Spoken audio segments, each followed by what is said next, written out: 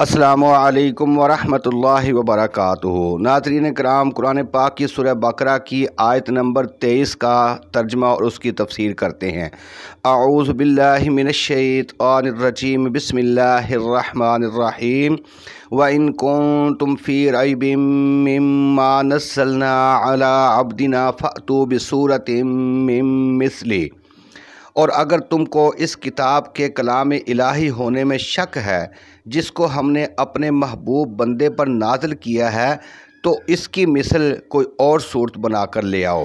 وَادْعُوا شُهَدَاءَكُم مِّن دُونِ اللَّهِ إِن كُنتُمْ صَادِقِينَ، اور اللہ کے سوا اپنے مددگاروں کو یعنی کہ اپنے حمایتیوں کو بلا لو اور اگر تم سچے ہو۔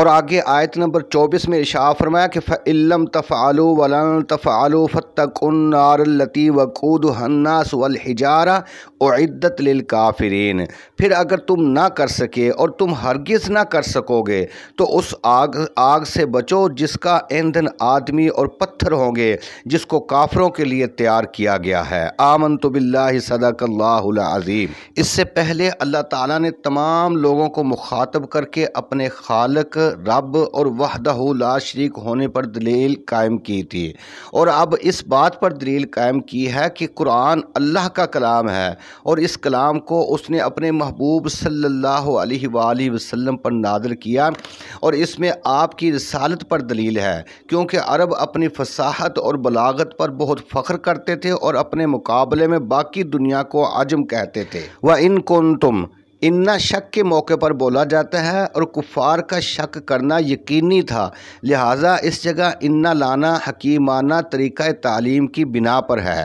عقل مند آدمی اپنے مخالفین کی جماعت میں کھڑے ہو کر یہ نہیں کہتا کہ تم میرے مخالف ہو، بلکہ یہ کہتا ہے کہ اگر تم کو میری بات میں شک ہو تو فلاں فلاں دلائل پر غور کرو، تمہیں میری بات کا یقین ہو جائے گا، جس سے سننے والے ہٹ درمی سے باز آ جاتی ہے۔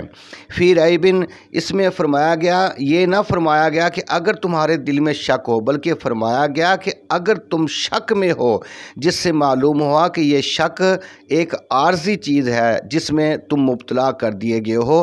اس عارضی بیماری کا علاج وہ ہے جو ہم بتا رہے ہیں۔ مما نزلنا تنزیل سے بنا ہے، جس کے معنی ہیں آہستہ آہستہ اترنا، چونکہ کفار عرب یہ بھی اعتراض کرتے تھے کہ اللہ کی کتاب کو ایک دم آ جانا چاہیے۔ شعراء کا یہ کام ہے کہ دو دو چار چار شعر بنا کر دیوان تیار کر لیتے ہیں۔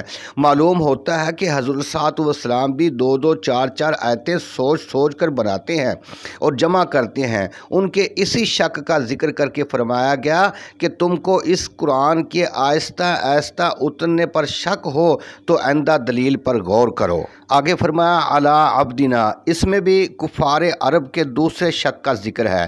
وہ کہتے تھے کہ کلام الہی کسی خاص بندے اور خاص طور پہ حضور صاحب والسلام جیسی ذات پر نہیں آنا چاہیے، جن کے پاس نہ تو مال ہے، نہ دولت ہے، نہ کسی سے علم حاصل کیا، نہ علماء کی صحبت میں رہے۔ تو فرمایا گیا کہ اگر تمہیں اس ذات پر، حضور صاحب والسلام پر قرآن کے اترنے میں شک ہے تو پھر اپنے شک کا علاج کرو۔ یہ بات بھی یاد رکھیں کہ یہاں رب کی عطا اور حضور کا ذکر ہے، لہٰذا یہاں حضور کو عبد فرمایا کہ بندے کا کام مولا سے لینا ہے۔ جہاں حضور کی عطا کا ذکر ہے وہاں حضور کو رسول فرمایا، اشارہ فرمایا کہ آتاکم الرسول۔ یہ بھی خیال رہے کہ حضور خالص اللہ کے بندے ہیں جن سے اللہ کی شان ظاہر ہے۔ ہم کبھی نفس کے بندے یعنی کہ متی ہوتے ہیں، کبھی شیطان کے، کبھی مال و دولت کے۔ پھر حضور کی ہر ادا اللہ کی ربوبیت کا پتہ ہے، لہٰذا عبداللہ ہونا حضور کی بڑی صفت ہے۔ آگے فرمایا کہ فَأْتُوا بِسُورَةٍ، سورت کا لغوی معنی ٹکڑا اور بچی ہوئی چیز ہے، اور اصطلاحی طور پر سورت قرآن کے اس حصے کو کہتے ہیں جس میں پورا مضمون بیان ہو اور اس کا نام بھی ہو، اور اس میں کم از کم 3 آیتیں بھی ہونی چاہیے۔ یعنی وہ صورت لاؤ جس کی عبارت اور مضمون اور فصاحت و بلاغت اور غیبی خبریں دینے میں قرآن کی مثل ہو۔ اس سے معلوم ہوتا ہے کہ قرآن کریم ہر طرح بے مثل ہے۔ مثل ہی کی ضمیر میں 2 احتمال ہیں، ایک تو یہ کہ ماں کی طرف لوٹے تو آیت کے معنی یہ بنے کہ قرآن کی کی طرح ایک صورت لاؤ اور اس سے قرآن پاک کا بے مثل ہونا ثابت ہوگا۔ دوسرا یہ کہ عبد کی جانب لوٹے، تب معنی یہ ہوں گے کہ ایک صورت ایسی لاؤ جو محمد صلی اللہ علیہ وسلم جیسی ہستی کی طرف سے ہو، یعنی پہلے تو آسمان کے نیچے ایسی ہستی تلاش کرو جو میرے محبوب صلی اللہ علیہ وسلم کی طرح ہو، پھر اس سے ایک صورت بنوا کر لاؤ، نہ ان جیسا آج تک پیدا ہوا نہ ہوگا، لہٰذا تمہیں نہ کوئی ایسا ملے گا نہ ایسا قرآن سنائے گا۔ اس آیت سے حضور علیہ السلام کا بے مثل ہونا معلوم ہوا۔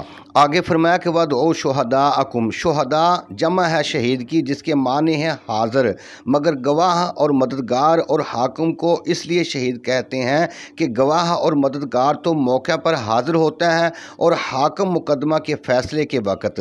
جو شخص راہ الہی میں مارا جائے اس کو بھی شہید اسی لیے کہتے ہیں کہ وہ مرتے ہی اللہ کی بارگاہ میں یعنی کہ جنت میں حاضر ہو جاتا ہے۔ یہاں پر سب معنی بن سکتے ہیں، یعنی اے کافرو تم اپنی مدد کے لیے اپنے فرضی حاکم بتوں کو بلا لو یا اپنے ان عالموں کو بلا لو جو تمہاری ہر بات کی گواہی دیتے ہیں، یا عرب کے ان فصیح اور بلیغ لوگوں کو بلاؤ جو کہ تمہارے دل میں حاضر رہتے ہیں من دون اللہ، اللہ کے سوا۔ تو معنی یہ ہوئے کہ اے کافرو تم خدا کو چھوڑ کر جس کسی کو بھی اپنا معبود یا مددگار سمجھ بیٹھے ہو ان سب کو جمع کر لو تاکہ وہ تمہارے اس کام میں مدد کریں۔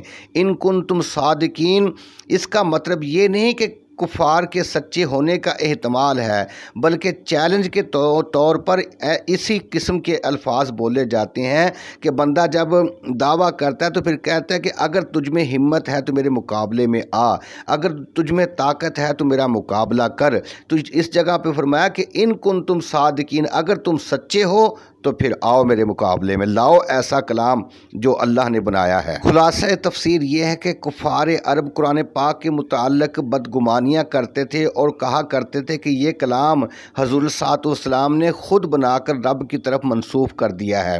اس آیت کریمہ میں آسمانی اور انسانی کتاب کی ایسی اچھی پہچان بتائی گئی ہے کہ سبحان اللہ، وہ یہ کہ دنیا میں ہر شخص قدرتی اور مصنوعی چیزوں کو پہچان لیتا ہے۔